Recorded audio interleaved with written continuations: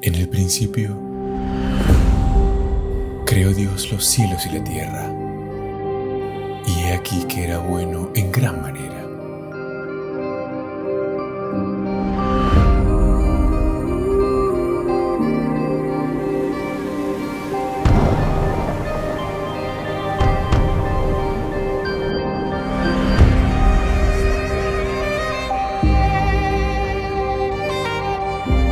Abraham, vete de tu tierra y de tu parentela, a la tierra que te mostraré.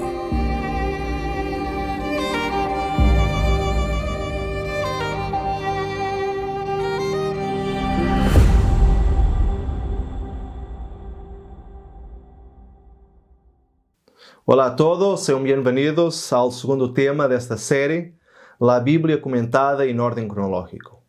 E hoje seguiremos com nossa introdução à Bíblia Sagrada e estaremos falando sobre o canon bíblico. E que é isto del canon? Bueno, o término canon, que em grego significa vara de medir, foi elegido por os cristianos para diferenciar livros sagrados ou canônicos de livros comuns. Assim que o canon da Bíblia é a lista de livros que se consideram normativos para os creyentes e que, por lo tanto, formam o Antigo e o Novo Testamento. E a Igreja Cristiana, desde muito temprano em sua história, como que sentiu essa necessidade de especificar os livros com os quais Deus comunicou sua vontade à humanidade. Essa necessidade se fundamentava na crença de que, se Deus havia roto o silêncio de los tiempos para entablar entonces un diálogo con los seres humanos, bueno, entonces debería haber alguna forma adecuada de saber con seguridad en qué libros se encontraba esa revelación de Dios. Y es justamente por eso que surge el canon bíblico, ya que él delimita los libros que los creyentes han considerado como inspirados por Dios para entonces transmitir la revelación divina a la humanidad. Es decir, establece los límites entre lo divino y lo humano, presentando la revelación de Dios de forma escrita. Pero es fundamental para la comprensión cristiana del canon tener en cuenta la importancia que la comunidad apostólica y los primeros creyentes dieron a la teología de la inspiración. Ellos, con la certeza de que se escribieron ciertos libros bajo la inspiración de Dios, entonces los creyentes seleccionaron y utilizaron una serie de libros, reconociéndolos como, una autoridad ética para orientar sus vidas y decisiones. Y esos libros alimentaron la fe de la comunidad, los acompañaron en sus reflexiones, en sus discusiones teológicas, también en sus prácticas. Y además le ofrecieron como una norma de vida. Y ahora los creyentes, al aceptar el valor inspirado de un libro, entonces ahora lo incluyen en el canon y lo reconocen como parte de la revelación divina. Así que la Biblia Sagrada es compuesta por una serie de libros que son reconocidos tanto por católicos como por protestantes, así como también evangélicos. Pero los católicos y los ortodoxos añadieron algunos libros más que fueron llamados de deuterocanónicos por los católicos y apócrifos por los protestantes. Pero esto lo vamos a analizar un poco más adelante. Por ahora, lo que queremos explicar es por qué los libros que son aceptados por todos los cristianos fueron incorporados en el canon de las Escrituras. Y bueno, la respuesta es simple. Ellos fueron incorporados porque fueron inspirados por Dios. Ahora, claro, surge la pregunta, ¿y cómo saber si fueron inspirados por Dios o no? Bueno, podemos decir que esos libros fueron inspirados por Dios porque las personas que escribieron los libros de la Biblia, ellas sabían que estaban escribiendo una obra especial. Cuando el profeta iniciaba su mensaje, él decía, vino a mí la palabra del Señor diciendo, o entonces, así dice el Señor. Así que estas expresiones indicavam que eles sabiam de antemano que estavam escrevendo algo sagrado e que tinha procedência divina. Assim que lo que se tuvo que hacer más tarde para definir el canon era confirmar se a consciência profética de determinado escritor da Bíblia era verdadeira ou era falsa. E havia critérios para isso, e alguns dos critérios eram os seguintes. El verdadeiro profeta deveria promover a obediência a Deus. Suas profecias, quando não fossem claramente condicionais, deveriam cumprir-se para que o povo supiera que o Senhor falou realmente por intermédio de ele. El verdadeiro profeta hablaria sempre em conformidade com a lei de Deus e com as outras revelações anteriormente dadas a outros profetas. E, finalmente, as obras deste profeta, ou seja, os frutos de sua vida, revelariam a veracidade de suas credenciais como profeta. Pero existiam diferenças em los critérios utilizados por los judíos e por los cristianos. Y bueno, sobre los criterios utilizados por los judíos en la selección de los libros sagrados, así incluidos en el canon judío, bueno, no tenemos mucha información, pero parece que incluyeron por lo menos los siguientes puntos. El escrito tendría que estar en hebreo. Excepciones fueron hechas a algunas porciones escritas en arameo que se encontraban en Daniel, Esdras y Jeremías. El escrito tendría que ser aprobado a través del uso en la comunidad judía. También tendría que contener por lo menos uno de los grandes temas religiosos del judaísmo, como por ejemplo la alianza de Dios con su pueblo. Y para finalizar, tendría que haber sido escrito antes del tiempo de Esdras, ya que los judíos creían que la inspiración divina terminó después de Esdras. Y existe incluso una tradición judía, según la cual Esdras, en la cualidad de escriba y sacerdote, había presidido un consejo de 120 ancianos llamado de Gran Sinagoga, y que allí determinaron cuáles libros iban a ser o no parte de la Escritura Sagrada. Y el propio Talmud también hace referencia a esta supuesta reunión en la cual estarían presentes, además de Esdras, Nehemías, Ageo, Zacarías y también Malaquías. Y eso habría sido más o menos en el año 450 a.C. Y las personas que defienden esta teoría se basan en Nehemías 8 a 10. Pero en realidad, cuando se leen estes capítulos, não encontramos nenhum dato que nos indique que foi tomada uma decisão formal para estabelecer o canon do Antigo Testamento. Esses textos hablam, isso sim, de uma reforma religiosa que se basou em livros que já eram considerados sagrados por el pueblo judío. Já em el año de 1871, um teólogo judío chamado Heinrich Graetz sugeriu que houve um concílio de rabinos em Jamnia, no ano 90 depois de Cristo aproximadamente, e que ali foi estabelecido então o canon das escrituras judías, e que os judíos de Jamnia tinham um canon das escrituras diferentes dos judíos alejandrinos.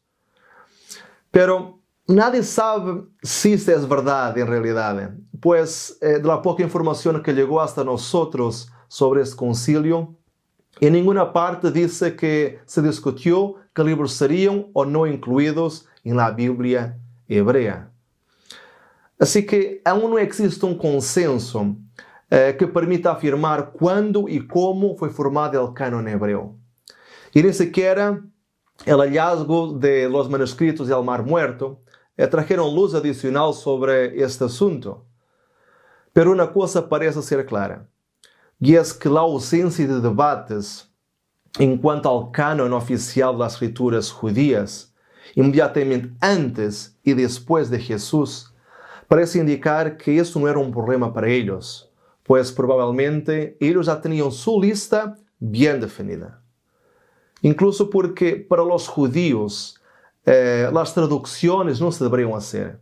Eles não as aceitavam, já que os rabinos diziam que ele que traduzia era um falsificador e ele que parafraseava era um blasfemo.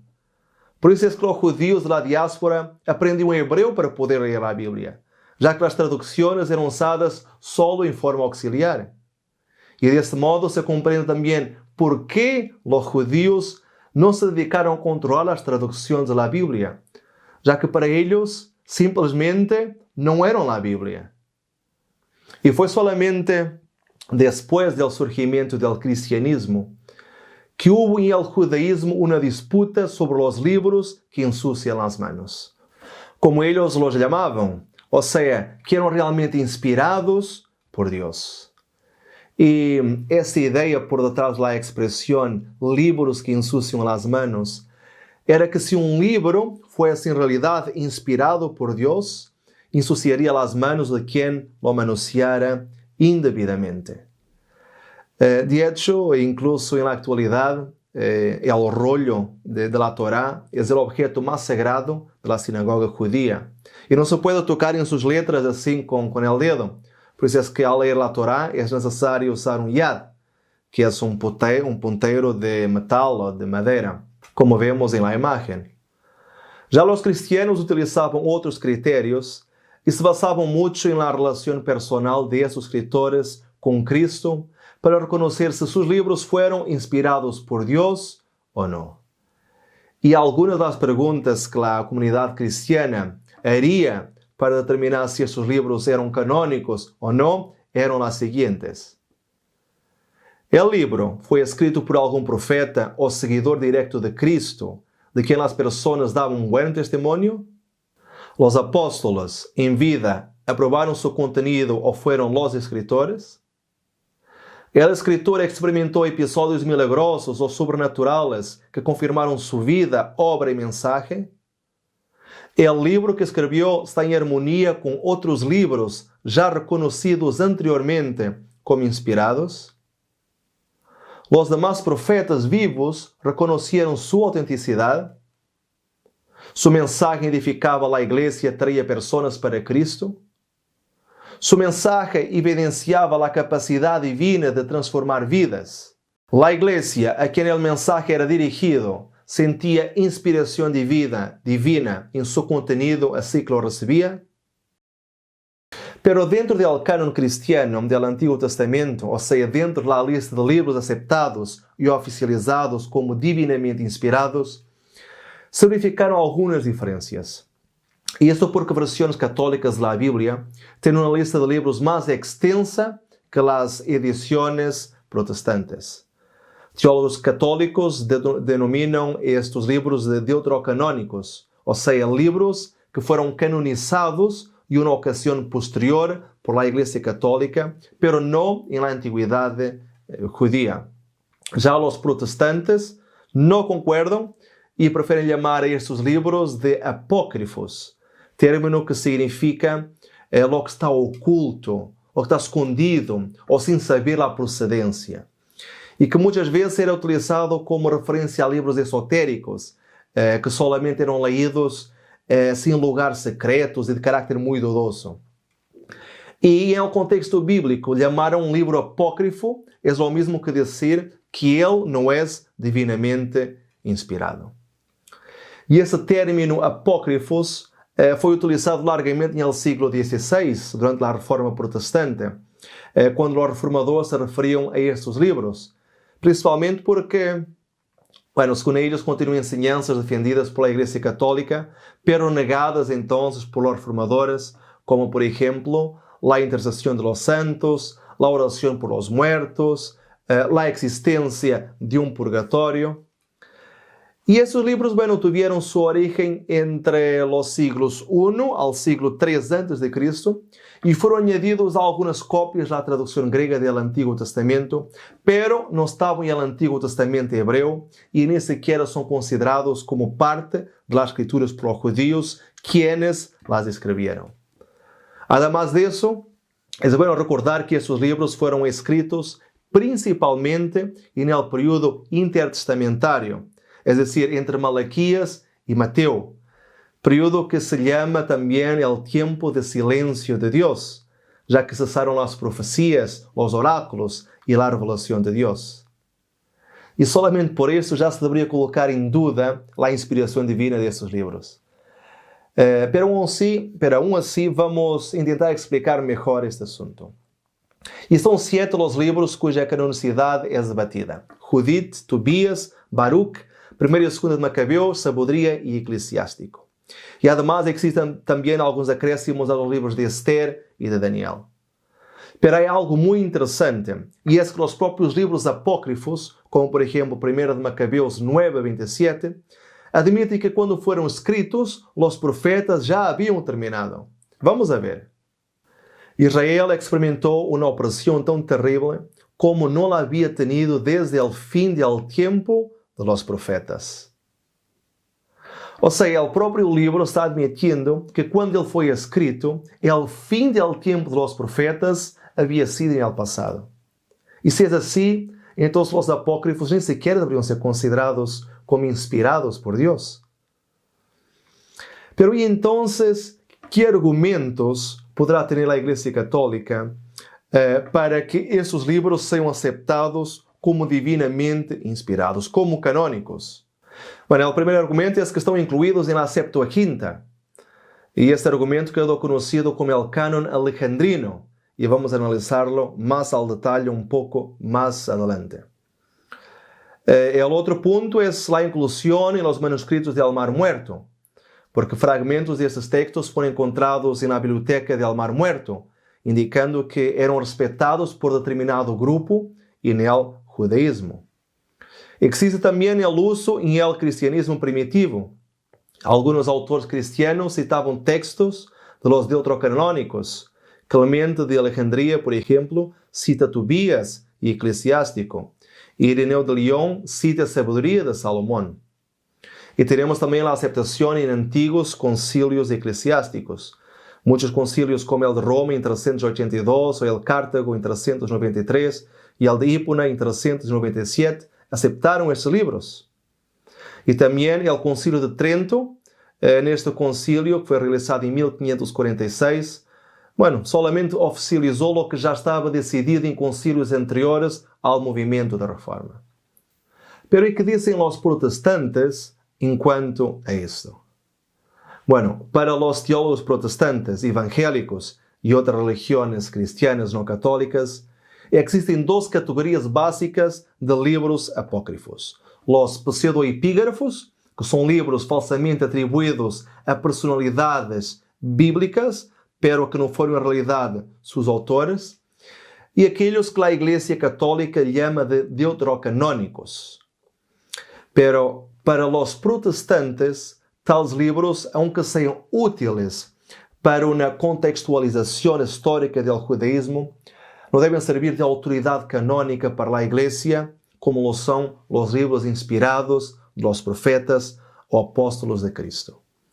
E esta posição se deve a los seguintes puntos. Tales escritos não fazem parte do cânone hebreu do Antigo Testamento. Não foram citados nem por Cristo, nem por los apóstolos. Presentam enseñanzas contraditórias com o resto de las Escrituras. Por exemplo, a existência del purgatorio. Los ángeles buenos mienten. Los órganos de los peces, quando colocados sobre brasas, espantam los demonios, e limosnas expiam los pecados. E como resposta a los argumentos que a Igreja Católica usa para incluir os livros apócrifos en el canon, los protestantes argumentam entonces da seguinte maneira.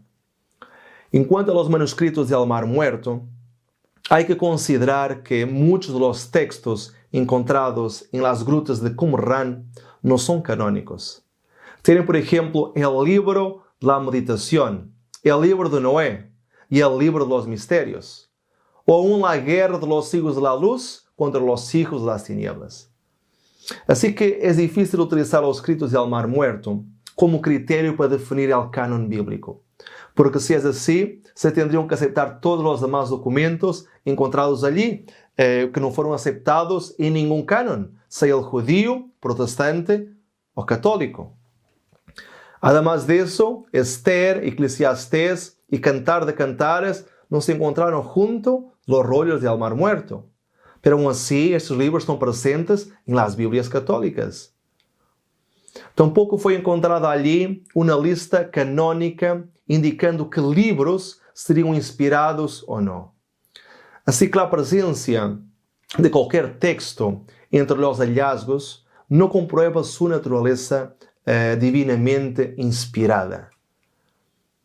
Y ya cuanto a los concilios mencionados anteriormente en los argumentos católicos, como motivo para la inclusión entonces de los libros apócrifos, el de Hipona, el de Roma y el de Cartago, es necesario entender que esos fueron concilios regionales y no mundiales.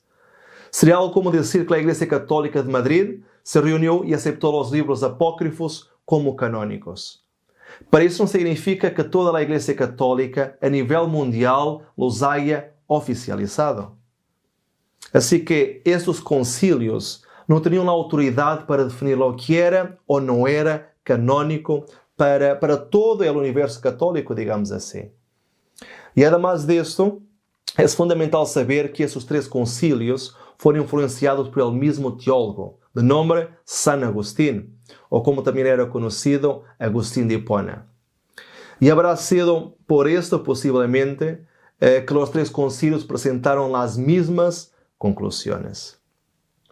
Pero aunque estos 3 concilios hayan sido realizados en los años 382, 393 y 397, fue solamente en el año de 1546, en el Concilio de Trento, que la Iglesia Católica oficializó a nivel mundial que ellos pertenecían al canon del Antiguo Testamento. Pero vean cuán lejos estamos desde el último libro del Antiguo Testamento escrito. El último libro escrito en el Antiguo Testamento fue Malaquías, y se supone que habrá sido entre el año 500 a 450 a.C. Así que desde esta fecha hasta 1546 estamos hablando de un periodo de 2000 años aproximadamente de diferencia. Y un periodo tan grande de tiempo, es muy difícil creer que la Iglesia Católica tenga razón al incluirlos en el canon, cuando los judíos que escribieron el Antiguo Testamento dicen que no forman parte del canon, al punto de que ni siquiera los ha incluido en su Biblia hebrea. Y algo que tampoco podemos dejar de hacer es hablar sobre la Vulgata Latina. Esta es una traducción de la Biblia hecha por Jerónimo para el latín en el siglo IV después de Cristo, a mano del Papa Dámaso I, y de la cual las versiones modernas de la Biblia católica en los diversos idiomas mundiales fueron traducidas. Y en esa traducción, él agregó los libros apócrifos que las versiones católicas tienen hoy día en sus Biblias y que también estaban presentes en la Septuaginta. Pero antes de elucidar sobre qué pensaba Jerónimo sobre esos libros, hay que en primer lugar entender el porqué de haberlos colocado en la Vulgata Latina. Y muy bien, cuando Jerónimo empezó la traducción de la Vulgata Latina, él fue para Belén. Y allí bien cerca de Jerusalén, pues, como estaba traduciendo directamente del hebreo, él quería estar cerca de los maestros judíos que hablaban y entendían bien el idioma hebreo, para que entonces su traducción fuera lo más fidedigna posible. Y no como algunas versiones latinas que ya circulaban en el Imperio Romano, pero que no tenían ninguna calidad. Pero cuando llegó a la parte de los libros apócrifos, que no estaban en la Biblia hebrea, pero sí estaban en la versión griega de la Septuaginta, él cuestionó a los maestros judíos si esos libros eran o no inspirados, si eran canónicos o no. A lo que ellos contestaron diciendo que no eran inspirados, que no eran parte de la lista de libros de las Escrituras Sagradas. Así que él no quería incluir esos libros en su traducción para el latín. Pero el Papa Dámaso I, quien le había encomendado esa traducción, le dijo que él tenía que ponerlos sí o sí. Así que sin querer hacerlo contra su propia voluntad y sabiendo que esos libros no eran inspirados por Dios, Jerónimo los tuvo que poner. Pero en muchas versiones de la Biblia católica existen notas de Jerónimo, donde él dice que los libros apócrifos habían sido colocados a mando del Papa. Por ejemplo, al pasar del capítulo 12 para el capítulo 13 del libro de Daniel, capítulo que no existe en las Biblias hebreas ni protestantes, Jerónimo escribió como nota que esa parte de Daniel no formaba parte de las escrituras hebreas, que fue solamente colocado a mando del Papa Dámaso. Y lo mismo encontramos en el prefacio a los libros apócrifos escritos por Jerónimo, y colocados en la Vulgata, donde él mismo los declara como siendo apócrifos y no como inspirados por Dios. Si no vea, prefacio a los libros de Salomón, inicio del prólogo de Jerónimo a los libros de Salomón, Jerónimo a los obispos Cromatius y Heliodoros. También se incluye el libro del modelo de la virtud, Jesús, hijo de Sirac, y otra obra falsamente atribuida, pseudoepígrafo, que se titula Sabedoria de Salomón. El segundo, Sabedoria de Salomón, nunca fue entre los hebreos, cuyo estilo apesta a elocuencia griega. Por tanto, así como la iglesia también lee los libros de Judith, Tobías y los Macabeos, pero no lo reciben de las escrituras canónicas, así también se pueden leer estos dos rollos para el fortalecimiento del pueblo, pero no para confirmar la autoridad de los dogmas eclesiásticos.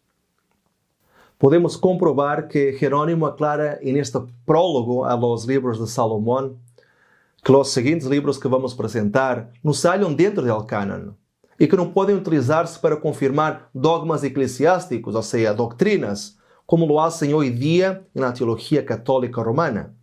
Y los libros son los siguientes: Jesús, hijo de Sirac, Sabedoria de Salomón, Judith, Tobías y Macabeos. Esto según Jerónimo. Veamos agora a prefacio a los libros de los Reis, también llamado de Prólogos Galeatos, que significa prólogo protector. ¿Y protector de qué? Justamente de los libros que son inspirados por Dios. Y en este prefacio, él empieza por enumerar los libros que componen el canon del Antiguo Testamento. En hebreo, todo lo que decimos y la voz humana se comprende dentro de sus límites. Así reconocemos 22 libros, mediante los cuales, como por el alfabeto de la doctrina de Dios, un hombre justo es instruido en la tierna infancia, y como si fuera que mientras todavía son de pecho. Estos 22 libros corresponden, como ya vimos en el tema anterior, a los 39 libros que componen el Antiguo Testamento, las Biblias cristianas no católicas. Pero lo más interesante no es lo que Jerónimo menciona sobre esos 22 o 39 libros, pero sí lo que él menciona sobre los demás libros agregados posteriormente por la Iglesia Católica al canon bíblico. Veamos qué dice. Este prefacio, prólogo, de las Escrituras puede servir como armadura, galeatum, casco, protección, guía, de todos los libros que convertimos del hebreo al latín, de modo que podamos estar seguros de que lo que está fuera de ellos debe dejarse de lado entre los escritos apócrifos. Por tanto, la sabiduría de Salomón, como suele llamársela, y el libro de Jesús, hijo de Sirac, eclesiástico, Judith, Tobías y el pastor, no se hallan en el canon. Así que es el propio Jerónimo que los llama apócrifos, el autor de la Vulgata, versión de la cual salieron las traducciones católicas, llama a esos libros apócrifos y no deuterocanónicos. Así que, ¿cómo podríamos nosotros aceptar esos libros como perteneciendo a la lista sagrada de libros inspirados, si ni siquiera la persona que escribió la Vulgata latina, traducción de la cual salieron las demás versiones católicas de la Biblia, si ni siquiera él los aceptaba como inspirados?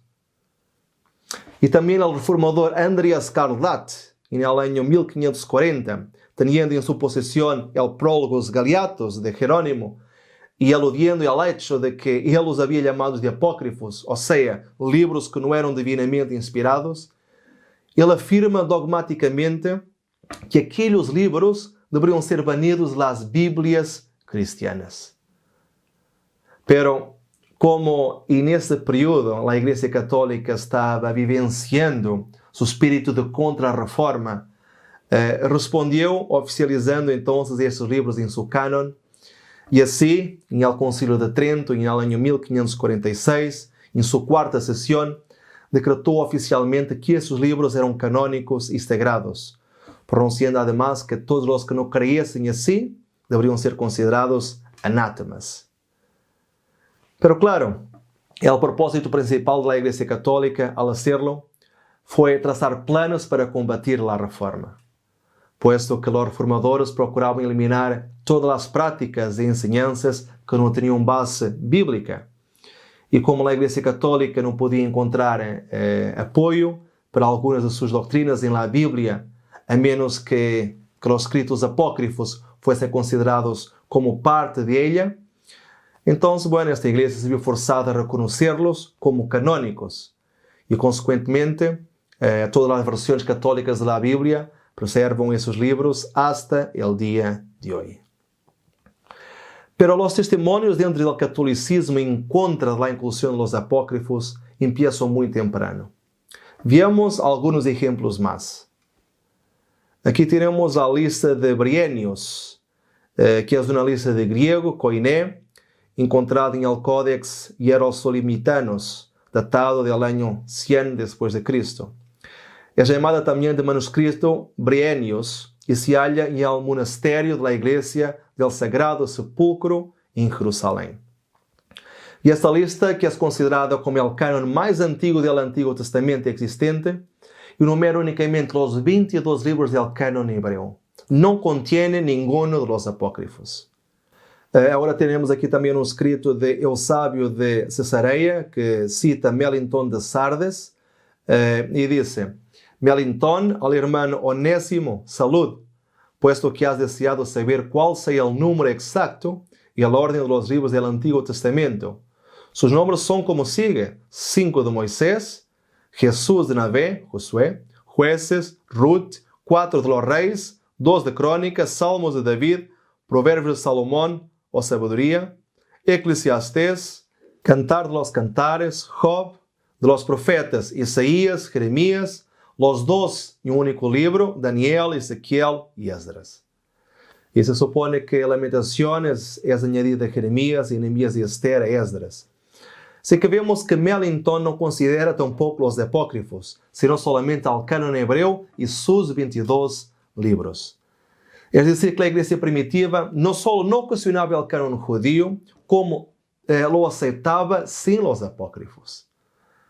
Também Orígenes, em la mesma história eclesiástica, Eusébio cita também a Orígenes, e ele diz: Nosotros não devemos ignorar que há os livros canônicos, os quais los han transmitido los hebreus, e são 22, tantos como letras tienen. E fora destos, há os livros, los Macabeus. Pero veamos também o testemunho de Gregório de Nacianceno, obispo de Constantinopla, quem era identificado como um grande doutor em teologia dentro da Igreja Católica Romana. E ele disse: a fim de que não pueda ser engañado por livros extraños, amigo, acepta esta enumeração.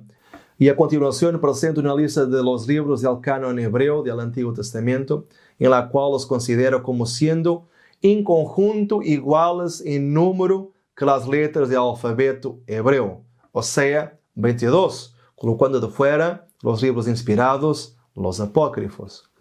Pero há muitos exemplos. O obispo Anfiloquio determina que são 22. Epifânio também, ele um obispo, pero de Constância, escreve de forma expressa que os livros do Antigo Testamento são 22, segundo o cânon hebreu. Rufino declara que os apócrifos não são livros dogmáticos, e muitos mais que não vamos citar devido ao tempo, pero que também não aceitavam os livros apócrifos. E por último, pero mais importante, temos o testemunho de Jesus. Em Lucas 24:44, Jesus dijo: Estas são as palavras que os hablé, estando aún con vosotros, que era necesario que se cumpliese todo lo que está escrito de mí en la ley de Moisés, en los profetas y en los salmos. Entonces les abrió el entendimiento para que comprendiesen las escrituras. Jesús les abre el entendimiento para que comprendiesen las escrituras. Es decir, para que entiendan toda la palabra. O sea, los libros inspirados, los libros canónicos según la perspectiva de Jesús, que en el tiempo de Jesús, se componían solamente por el Antiguo Testamento, porque el Nuevo Testamento aún no había sido escrito. Y para eso menciona la agrupación judía de las Escrituras, o el canon hebreo, que se dividía en tres grupos: la ley, los profetas y los escritos, que también eran llamados de hagiógrafos, o sea, biográficos y históricos, o entonces de salmos, pues en esa época el libro de Salmos era el primer rollo que agrupaba todo ese grupo, ¿no? Así que Jesús en este pasaje define el canon del Antiguo Testamento excluyendo a los 7 libros apócrifos. Él no los menciona, sino solamente el canon hebreo, del cual si lo desglosamos, llegamos a los 39 libros que tenemos los protestantes, los judíos, y que no contienen los 7 libros añadidos sin autoridad. Esos fueron equivocadamente llamados de deuterocanónicos, cuando hemos visto que muchos de los mismos padres de la Iglesia Católica los llaman de apócrifos, y tampoco fueron aceptados también por Jesús.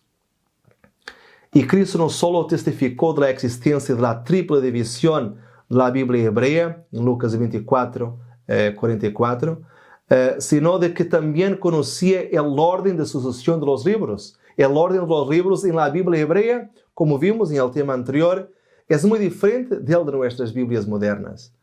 De acuerdo con la triple división de la Biblia hebrea ya explicada, la sección escritos viene en último, terminando con crónicas al fin del Antiguo Testamento.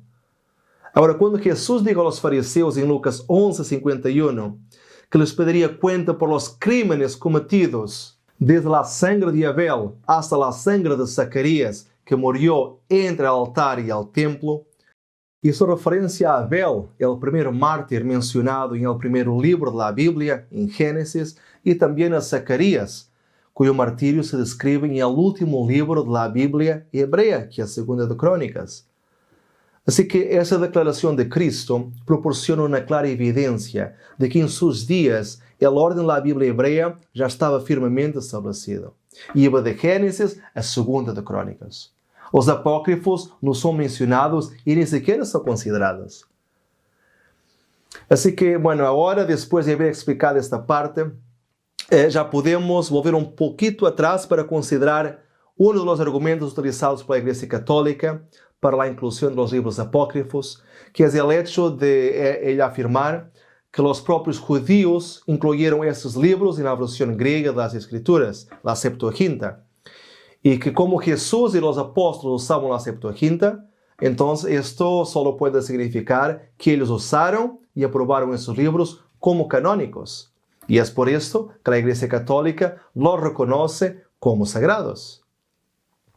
Y así que, teniendo esto en consideración y sabiendo que los primeros cristianos parecen haber utilizado la Septuaginta, claro, entonces algunas personas teorizan que este es un fuerte indicio de que la Iglesia cristiana primitiva y los judíos de la época de Cristo aceptaban una lista de libros canónica mucho mayor de la que aparece hoy día en las Biblias protestantes. Y esta supuesta lista es llamada de Canon Alejandrino, pues según la tradición era seguida por los judíos de Alejandría como siendo la lista completa de los libros sagrados de los cristianos. Pero ¿será que es así? ¿Será que isso es verdade? Bueno, en primer lugar, como ya vimos, para Jesús, el canon del Antiguo Testamento era el que había sido establecido por los judíos. En segundo lugar, no existe ninguna fuente histórica anterior al cuarto siglo después de Cristo que mencione algo como el canon alejandrino. No hay nada que indique que los primeros escritores cristianos o incluso sus contemporáneos judíos tuviesen conocimiento de una lista de libros más amplia que aquella que los hebreos fornecían. En tercer lugar, las copias más antiguas que existen en la Septuaginta son copias que datan del cuarto siglo después de Cristo. Y aunque sea verdad que los cristianos que copiaron la Septuaginta colocaron en sus copias los libros apócrifos, indicando que quizás hayan copiado de un manuscrito que incluía esos libros, hay también que considerar otros elementos que son muy importantes. El primero es que estas son copias realizadas en el cuarto siglo después de Cristo. O sea, son muy tardías. Estamos hablando de 600 anos aproximadamente de diferença do original. Assim que não podemos dizer com segurança como era a cópia da Septuaginta no tempo de Jesus. Também é discutível se esses livros formavam realmente parte do cânon original da Septuaginta. Isso porque as cópias mais antiguas que temos da Septuaginta foram hechas por copistas cristianos, de modo que não podemos estar certos se as cópias judías originais continham esses livros ou não. E outro dado também que é muito interessante é que as 3 cópias mais extensas da Septuaginta nem sequer estão em harmonia quanto ao cânon de los apócrifos, pois traem listas diferentes. Estamos falando do Codex Vaticanus, do Codex Sinaiticus e do Codex Alejandrino. O Codex Vaticanus, que leva este nome por estar guardado na biblioteca do Vaticano, não tem, por exemplo, primeira e segunda de Macabeus, o que é realmente surpreendente, visto que é códex guardado por eles em sua biblioteca. E que traz uma cópia também da Septuaginta, pero assim não traz esses 2 livros, que extrañamente são aceptados e introduzidos em las Bíblias católicas. Además disso, inclui 1 de Esdras, que, segundo o entendimento católico, não é livro canônico. Também, por outro lado, o Códex Sinaítico não tem o livro de Baruch, o qual é considerado divinamente inspirado por la Igreja Católica. Pero, por outro lado, inclui o 4º livro aos Macabeus, que não seria inspirado segundo a mesma Igreja. Además disso, contém, por exemplo, no Novo Testamento, justo depois do Apocalipse, os livros de Bernabé e El Pastor de Hermas, os quais tampouco foram incorporados em las Bíblias católicas.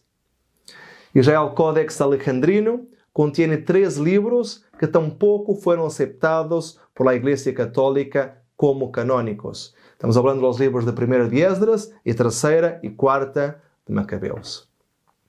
Assim que incluso as 3 mais antigas cópias da Septuaginta demonstram considerável falta de segurança e harmonia enquanto a los livros que componiam a lista de livros apócrifos ou deuterocanônicos, e nenhum deles contém tampouco a lista exata de livros reconhecidos como deuterocanônicos em el Concílio de Trento em el ano de 1546. Además disso, nestes códices estão incluídos os Salmos 151 a 155, os Salmos de Salomão, a oração de Manassés, o livro de Odes e o Esdras grego. Livros que a Igreja Católica não reconhece como livros inspirados, pero que têm algumas cópias da Septuaginta. E então, por quê? ¿Por que a Igreja Católica não aceita todos os livros da Septuaginta? Se considera que essa tradução e todos os livros foram aprovados segundo esta mesma Igreja por Jesus e seus discípulos. Suena pouco dudoso, não? Pero para nós o tema é claro. A cópia da Septuaginta que Jesus e os apóstolos utilizaram não continha os livros apócrifos. Incluso Filón, filósofo e escritor de Alejandria que viveu em el primeiro século, e que usava com frequência a Septuaginta, ele não faz nenhuma referência aos livros apócrifos, incluídos nas Bíblias católicas.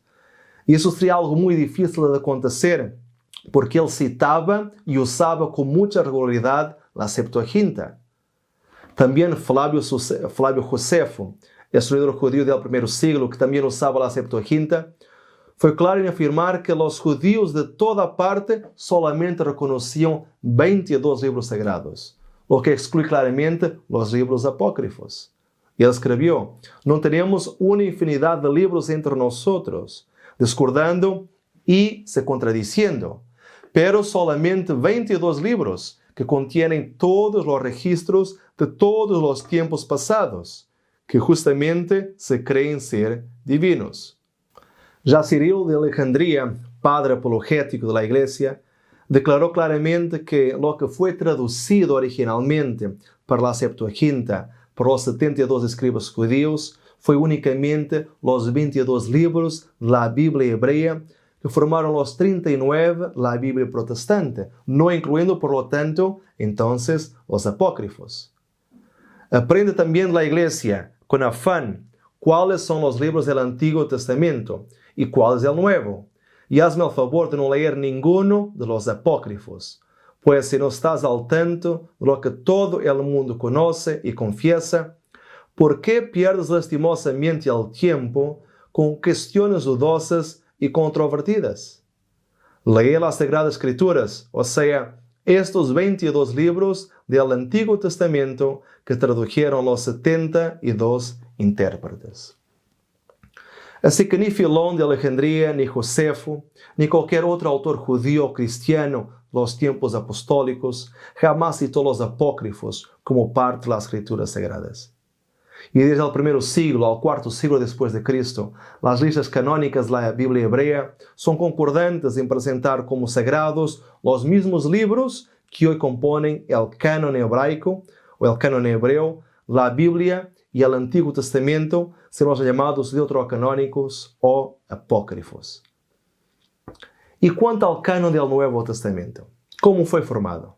Bueno, cuanto al canon del Nuevo Testamento, nosotros, no nos vamos a alongar mucho, pues como sabemos, él es aceptado de igual manera por todas las religiones cristianas, conteniendo 27 libros, que ya vimos cuáles son en el tema anterior.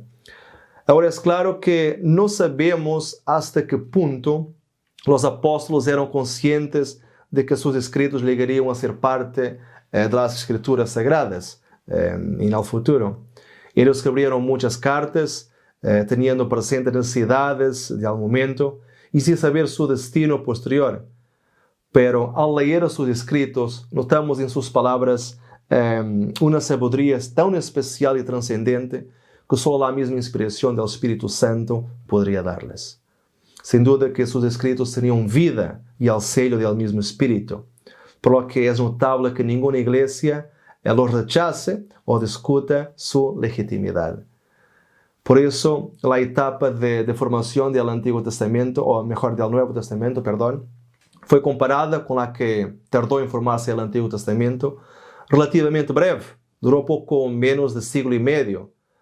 Pero igual, no se pueden precisar los criterios que sirvieron de base para que en ese lapso de tiempo y entre un gran número de libros que eran lectura popular entre los cristianos, se destacaron finalmente 27 libros que la Iglesia reconoció como de autoridad última para la predicación, la enseñanza, el culto y la apologética.